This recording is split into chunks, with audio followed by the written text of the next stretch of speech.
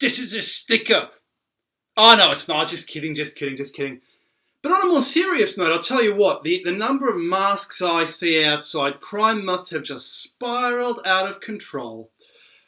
Anyway, guys, in this video, we are going to talk about the devil. And one of the take-homes from this video is that it seems there is a lost body of information in ancient Europe, from ancient Europe, in which there were devil-like gods, and all this knowledge has been lost, it has been destroyed.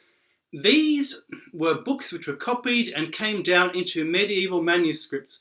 And part of the proof that books from the ancient world, even 3000 BC, came down into medieval manuscripts is, of course, the fact that we have a 3,000-year-old map right here in the works of Matthew Paris from the 1200s. I don't know what my phone is doing. Stop that.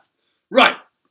So here we have, and I have to do an addendum, just an addendum to the previous video, just to explain, because I talked about snakes going across the landscape to make the English flag. We have a red line there, a red line there, and a rectangular England. Basically the origin of the English flag. In the middle is Stonehenge, Salisbury, a bit north of that, 24 miles, Avebury. And I talked about snakes going across the landscape to meet in the middle. This is because, based on the ancient Greek myth, there were two eagles flying and the omphalos was seated where they crossed in the sky. And this is why I wanted to add this to this video about the devil.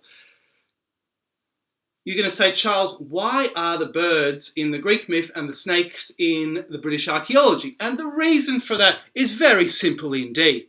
What we have here, the two east-west snakes going across England, meeting in the middle at Avebury.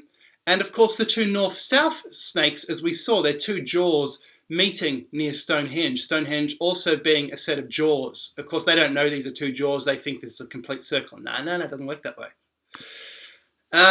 And of course, this is the reason why, the difference. We see here snake women. And if you look this up, people will say, oh, these are, of course, naturally reptilian aliens ruling the ancient world, because didn't the Babylonian myths speak about these ancient aliens from heaven ruling the planet? Yeah, must be wrong. This is simply the fact that in the ancient world, the snake woman was the bird woman, was the triple goddess, the great goddess. This is the great goddess. 4000 BC, the obeyed figurines. So, that is to explain what is going on there with the English flag. And of course, the English flag, two red dragons crossing over each other. The red dragon is, of course, the dragon of England. That is explained in the Welsh myth. So let's get to the devil. This is what we wanted to talk about. And of course, the take-home is that these were copied from much older books, which just unfortunately haven't survived. I'm going to prove it right now in the next 5 seconds. You're going to say, no way. I'm going to say Osiris. I'm going to say Khnum. You see that blue face. What the hell is that doing from a 1300s chronicle, the oldest illustrated chronicle in Europe? What the hell is that doing there, that blue face? That should not be there.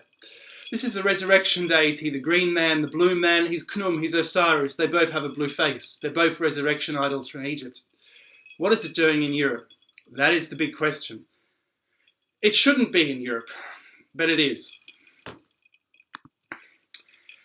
And oh dear, what's happening here? We have these lovers and the devils here, and I want to explain something else. You notice that they have an extra face down there sometimes. Why? Why? Easy! But think about it for a second, then I'll tell you. Easy! It's a totem pole. And of course this raises another great conundrum that no one is investigating. There must have been totem poles in Europe, ancient totem poles in villages and so forth, until almost modern times, and in fact that is the case. For example, there was a very weird, strange idol in the centre of Glastonbury until, say, the 1700s. That was replaced with a cross. These were local, superstitious things, and they had to stay there or else bad things would happen, and whenever they moved it, something bad would happen, and someone would say, I told you so, put it back for God's sake, or for devil's sake. That is a totem pole. Totem poles in Europe until relatively recent times. And the devil is presented in lots of different ways. Now, we had a very romantic depiction of the devil in the 20th century, in the secular era, because in the 20th century, the armchair historians said to themselves, well, of course they didn't have the foresight of our civilized, prosperous, modern world, did they? So, they assumed the devil to be a bad character. But what if he's misunderstood? What if I depict him like this? And I would say you wouldn't be wrong, because Eve is the devil. Eve is the devil, is Yahweh. Yahweh, Eva. Eva. It's Eve. Devil, da, Eva. Da, God, Eve. The god or goddess, Eve. So that's why in the Bible, Eve is a snake goddess. Eve is the Ubaid snake goddess. That's Eve. That's the earliest picture you're going to find of Eve. That's Eve. And Eve is the devil. Eve, look at Yahweh. I am a jealous God. I am an angry God. This is not Loki. This is the fallen angel from heaven. This is Eve. And there's the triple God. See, they're totem poles. Now that's Knum basically in a medieval chronicle as a totem pole. Same thing. Notice he's green. He's Osiris. He's the resurrection god. And the priest is saying, whatever you're selling, I don't want it because I prefer to read my Bible. And here it looks like the lady is trying to poke out the eye out of the devil. And you'll notice it looks like he's removed an article of her clothing. That's very interesting indeed. Why would he do that?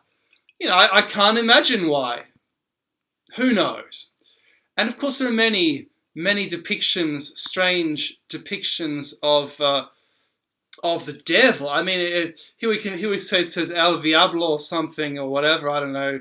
And goodness knows what is happening here. This is most odd indeed. A bit of The Exorcist happening there, I suppose. Although it's definitely out of date. They should check the dates. So, oh dear, what's happening there? You see what I mean? This is a bit strange. So, but by the way, they had some very nice beds in the Middle Ages. Look at that. That's quite nice. Now, here we have the devil saying to Jesus, he's saying, look, how about have a ciggy? And Jesus says, oh no, it's okay. I had one yesterday. It's all right. This is the demon of Calicut, and this guy was discovered in Calcutta by Portuguese when they went to India to trade. And he's basically a chicken sitting in a chair.